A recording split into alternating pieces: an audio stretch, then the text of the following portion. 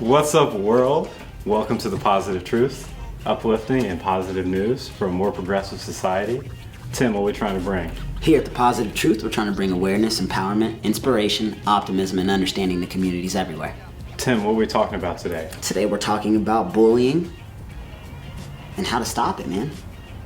I love it, man. Before we get to that, let's tell everyone a little bit about the Positive Truth in case it's your first time tuning in. We are an uplifting and positive news podcast. Monday and Wednesdays, we have an audio-only episode. We put on SoundCloud, YouTube, Google Play, and iTunes. Tú sabes. We have a flyer for cheating. And basically, on Fridays, we talk about an issue, why it's an issue, facts about it, and how you can change it for the better. Today, we're doing bullying. Tim, why are we talking about it, and why is this topic an issue? Because bullying affects people everywhere. I mean, it could change people's lives for the worst if we don't talk about it now. Because obviously it's not getting talked about that much. We both have stories about being bullied when we were younger, right? Yeah. And it definitely affected a lot of things we did for the next maybe few years. Yeah. So it's time we talk about it here at the Positive Truth, because that's what we're about, right? Trying to bring a little bit of awareness. I got, for my why topic is an issue, basically 1 out of every 5 students reports to being bullied. This is something that's affecting everyone. And even if you're one of the rare people that wasn't bullied, like you know someone that's been bullied. It's still going on in your area, in your school, in your workplace. It doesn't just stop in high school. There's gossip, there's work bullying as you grow as an adult. So if you are an adult, keep tuning in. In the meantime, Tim, let's get to some facts about this. Yes, sir. What do you got for us, JP? Your first fact.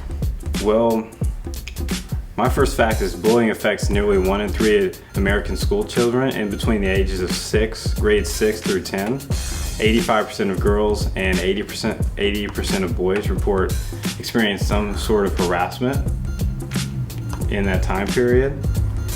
And 6 out of 10 teenagers say they witness bullying in school every single day. And I got a lot of facts, so you can just start rolling too. Man, I got 28% of students in grades 6 through 12 experience bullying. 20% of students in 9 through 12 experience bullying. Approximately 30% of young people admit to bullying others in surveys. There's a lot of bullying going on, man. I got 65% of children who were bullied did not report it. I know when I was bullied as a kid, I didn't tell anybody. Me either. I mean, snitches get stitches. That's what I was told, man. That's definitely the truth in certain places. Exactly. Man, I also have 70.6 of young people say they have seen bullying in their schools. 70.4 of school staff have been bullied. 62% witness bullying 2 or more times in the last month, and 41% witness bullying once a week or more.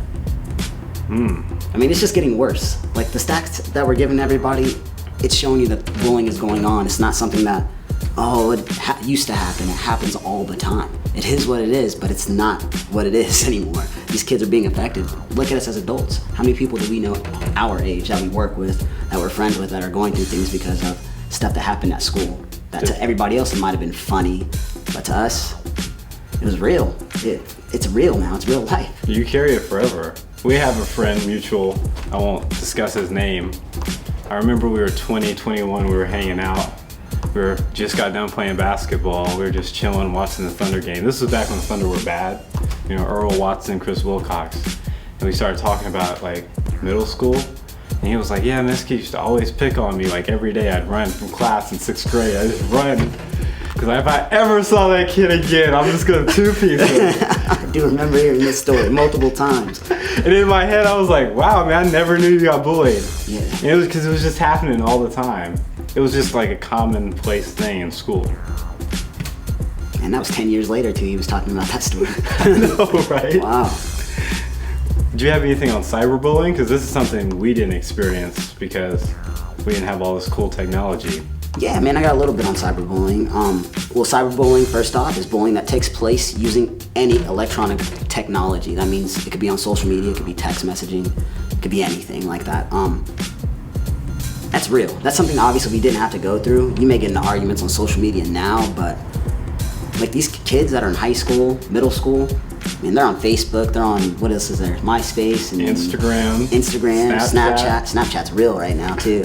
They're all over that. But then if you post the wrong thing, I mean, these kids are. It's not just the kids from your school that are getting you. It's everybody else that's following you, and nobody cares. Especially if they go to two different, like a school out of your district or something. It's over. It's over. They're just gonna thrash your life because they don't have to see you the next day. They don't have to see you walking around. And you can't get away from the bullying, man. Exactly. You're seeing it at school, and then you go home and you're getting it too. And we get these kids, they're creating like fake pages just to make fun of people. Like, let me create a fakey Instagram. Exactly, man. So, bullying, no matter what, no matter what you're on, no matter what you're hiding behind, it could happen to you, it could happen to me, it could happen to anybody. So, we said some facts, JP. We gotta start talking about some ways to stop this. Do you think we should talk about our experience with bullying first? Oh man, we can definitely talk about that. You wanna go first? I definitely think you should go first. Okay. Definitely. So I think I got bullied twice really bad. Technically 3 times, because I remember I switched schools in 4th grade because I wanted to play basketball. And my mom was like, I don't want to pay for daycare, so you got to go to a different elementary school so we can afford to put you in a YMCA league. So when I got to the new school, they're like, hey, we beat up all the new kids. It's like, great. So that first week was a little tough. You know, word had to stick and move. Right.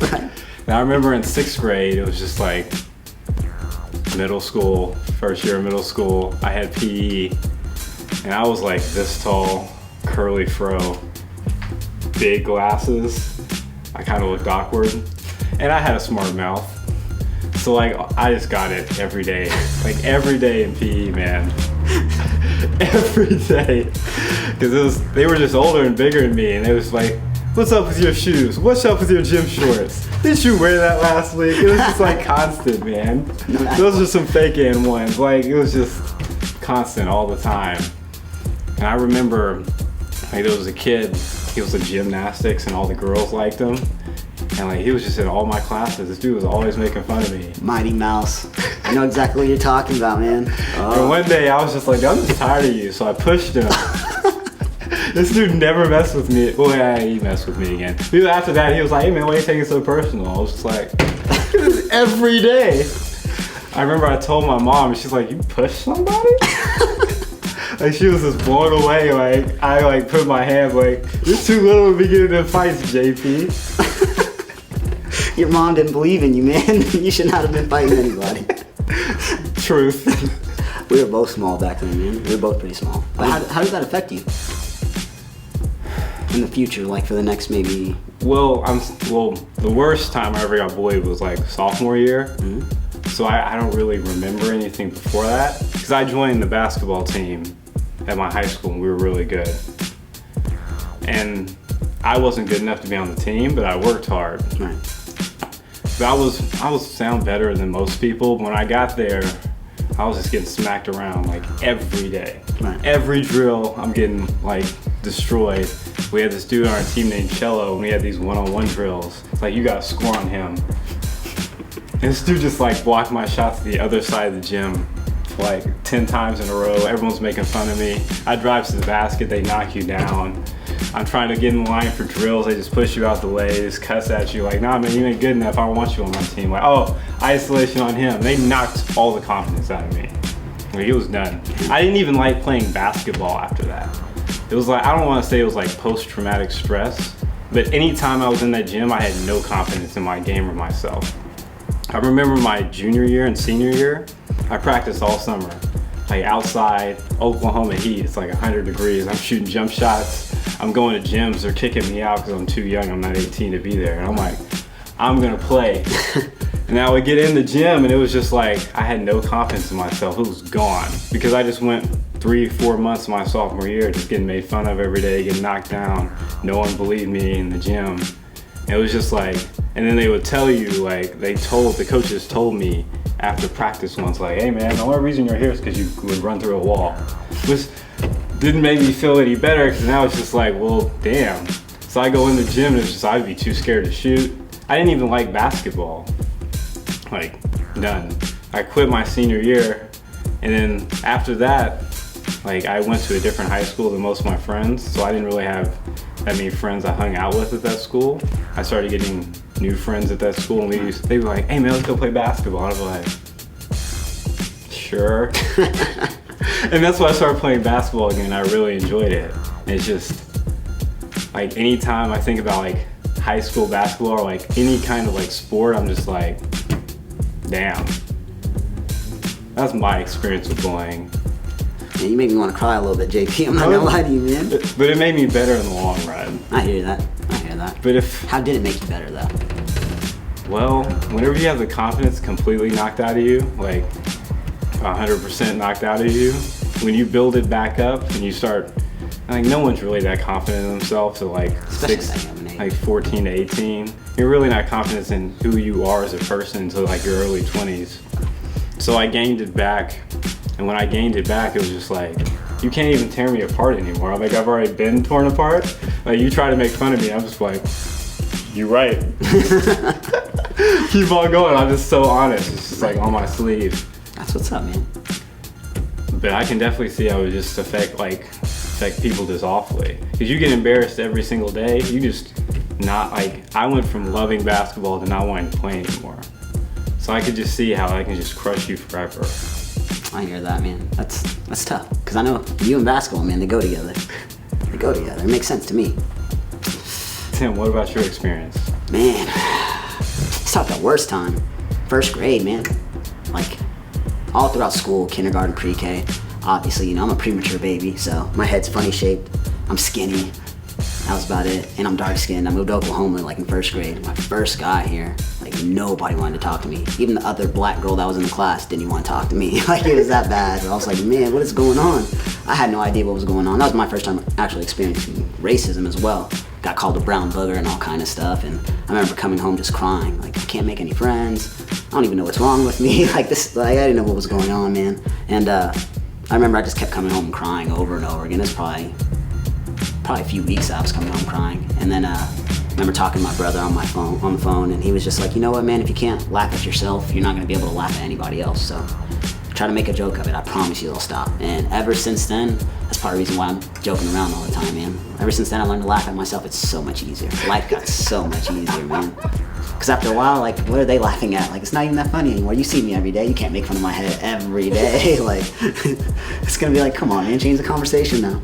But yeah, ever since then, man, I learned how to laugh at myself, and I definitely learned about that kind of confidence at a young age for sure. Because I had no choice. It was either that or just get homeschooled or something. My mom couldn't homeschool me, so yeah. Damn. Your whole personality changed because of being bullied. Yeah, man. I was definitely a quiet kid. I was always, adventurous and stuff, climbing trees, being bad, but I didn't talk that much. I promise you, I was real quiet. I was always observing, back of the corner, just like, hey. I kind of got forced to step out and become a leader, because if I didn't, somebody's gonna force me into being that. Hey, look at that little itty bitty guy in the corner, the funny shaped head. Like, it gets bad. It gets bad. Like, first time you saw me, what'd you think? I'm trying to take his spot on the basketball team. That makes perfect sense coming from you right now. That makes perfect sense. The conversation over. But yeah, so it was probably the second thing. Yeah, see, exactly though. You know what I mean? It definitely helped though. Me being bullied at a young age definitely helped, but I know it doesn't help everybody, because I have a lot of friends now that I was friends with back then, and seeing how their personalities are today, we're almost 30, we'll be 30 in the next few years, and it's like, man, us being bullied and us being picked on the way that we were, it toughened us up to an extent, but it also affected us negatively, and I'm not okay with that, That's why us talking about it is very, very important, because at the end of the day, if somebody like us can talk about this and reach out to somebody that's in high school right now, middle school right now, then we've done something. We've done something that we didn't get, because if we would have had this, who knows where our lives would have been. I mean, you could have went to college on a basketball scholarship, you know what I mean? Let alone quitting your sophomore year. Like, who knows? Who absolutely knows? And it's a good thing your brother was there to help you. Exactly. Who knows where you'd be? Man. Whole personality might be different, man. Yeah, probably in the books or something, man. Well, what else do you wish would have been there? Like, what do you wish whenever you were being bullied would have been there for you? Like, what kind of support system? An adult that would listen. Adults are always willing to talk to you, but none are really willing to listen to what you have to say. And that's something that me as a coach, I get to understand that a little bit because I used to be these same exact kids that I'm coaching because I grew up in the same neighborhoods and all that stuff. And I see their personalities, and it reminds me of kids I went to school with, friends I've had, and it cracks me up because it's like, man, you're so-and-so from when I was in high school, and their number one thing, they have to talk. I mean, I've been cussed out so many times, and I just let it go. Keep going. In my head, it's just keep going. I'm listening. Then they tell me what they're really upset about at the end. Talk about that for a minute, but you did cuss at me, so push up position and get on the line. Your choice. It works out every time. They respect you so much more just because you listen to them. And I truly believe that's with every single kid. Because when we were in high school, what did you want? Whenever I was in that situation? A friend. You were out of school or you were by yourself. I mean, just like, I just needed like positive reinforcement of any sort. Like anything, just like someone to keep my confidence up, because all I'm getting is smacked around. So like this like coach being like, hey man, can you just work on this, and this, you're almost there. Or like a teammate just being like, hey man, leave him alone. He's not gonna get better unless you actually like stop cutting him, stop pushing him around. Like anything, any kind of positive support would have helped. I hear that. Man, I really feel bad because I know exactly what team you're talking about, and I remember how big they were. And like a few, like 3 or 4 of them went Division I for basketball. You guys were like back-to-back state champs, ranked in the nation at the time. I mean, he really probably did get smacked around. And he was about 4'11" too. Like, this is real stats. Like, puberty kind of hit a brother hard. I remember when I saw you at a basketball game, I didn't know who you were. I was like, why is this light-skinned dude coming up to me like this, like he knows me? Jonathan Phillips? Like, I freaked out. Like, I had no idea it was you. The growth spurt is real. Man, got a haircut? Yeah, you did, too. You didn't have the curls. No glasses, I think, at the time, too. Yeah. It was a game changer, man. I was like, man, this dude is different. And that was like in a matter of 2 or 3 months where I didn't see you. It was ridiculous. So, I got some other facts about how we can change the topic for the better. Let's do it. Bullied youth were most likely to report that actions that accessed support from others made a positive difference. But we just talked about what we wanted. Legit. Students reported that the most helpful things teachers can do are listen to the student. Ha! Check in with them afterwards, see if the bullying is stopped, and give the student advice after they've listened to them. Actions that they claimed made the bullying worse were like telling, hey man, just fight, get back at them, or just tell them to stop bullying. Because I know in my situation, if I was like, hey man, stop messing with me, probably would have made things worse. No, it would have made things worse. I was in your situation, and I said, stop bullying me. I ain't scared of you. And yeah, it did not end well. Like, it did not. I mean, Southside problems. It is what it is.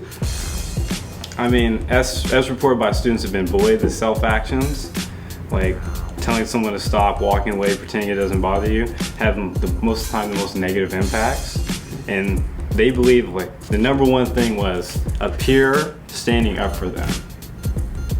I remember I was talking about college in a middle school in Oklahoma City, and they had these questions like out for me, and like I didn't know what they were, so I was just reading them like on notes, and one was like how to stop bullying, and I said like, hey man, fight back, stand up for yourself, and I was driving home and I was like, that was an awful decision. So I just want to take all that back. If you see bullying going on in your school, I don't care if it's happening to you, someone you don't like, or someone you've never seen before. Stand up for that person. Because when you're in school, like, you're like 12 to 18, 6th to 12th grade, like, you don't have control of a lot of things. You're not paying your own bills at all. You're probably not deciding what kind of clothes you're wearing because you can't afford them, so your parents are getting them. You don't have a choice in what classes you take. It's like, oh, gotta take math again, gotta take English again, gotta take history again. Like, you're not in control of a lot of things, but you are in control of your environment. And so, stand up for each other makes a positive environment for everyone. It's gonna make school so much more fun for everyone involved. Learning is gonna be better, your communication is gonna be better, and if you're worried about some crazy kid shooting up a school, if you create a school environment or a work environment, like for adults out there where everyone is supportive of each other and you see someone getting bullied, you all stand up for it, it's never gonna happen. Indeed.